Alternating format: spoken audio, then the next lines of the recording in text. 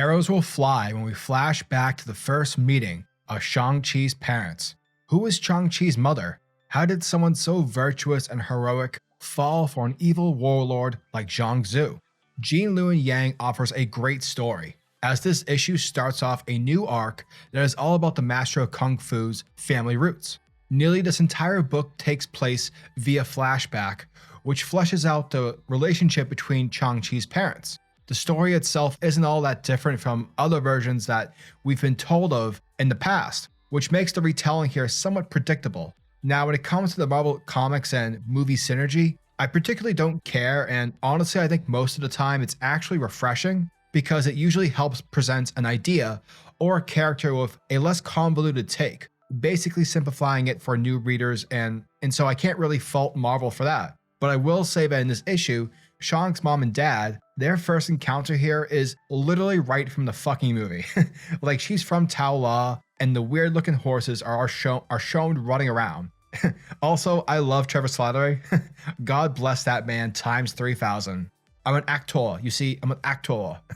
But nonetheless, the plot is brilliantly paced and executed well. The tension throughout the story is palatable to the reader, and the execution is top notch. I love both the dialogue and the tone of this, and was both surprised and pleased with the final reveal and what it means for Shang-Chi going forward.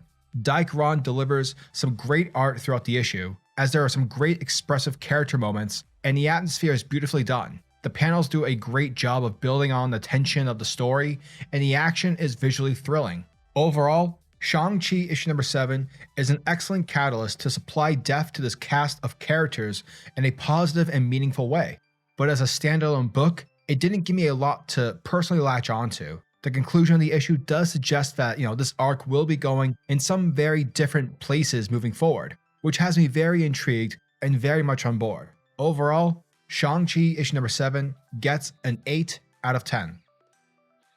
And so, our story picks up in Chinatown, New York, where Mr. Red Dot, King Wildman's gang, and Lady Iron Fan are all together, and they are preparing to attack the new House of the Deadly Hand, for they aim to take out Shang-Chi, the leader of the Five Weapon Society.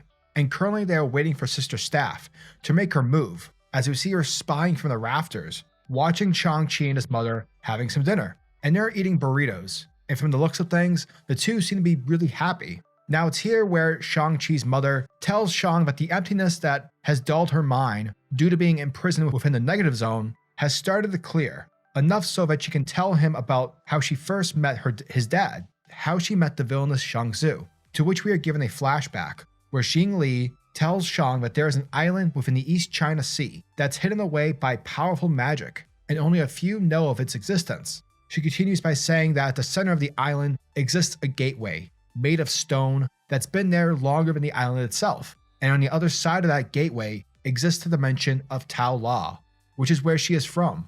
Now, most of Tao La's denizens are creatures beyond imagination, and her ancestors call them the gods. She goes on to say that she was born in one of Tao La's few communities of mortals, and her people were known as the Quinn Riders because they are armed with two skills, one being the ability to psychonically link with the Quinn, the majestic creatures from Tao La, aka the weird looking horses, and the other is their aptitude for archery. And she even reveals that her father was the chieftain of the Quinn Riders, therefore the people's expectations weighed heavily on her. Now, during this flashback, we see Zhang Li and a couple of the guards keeping a lookout in the watchtower, and eventually they spot two boats that are filled with armed men. Now, whilst the riders fly out to investigate, the armed men come across the person that they left behind, and apparently they've returned to kill him.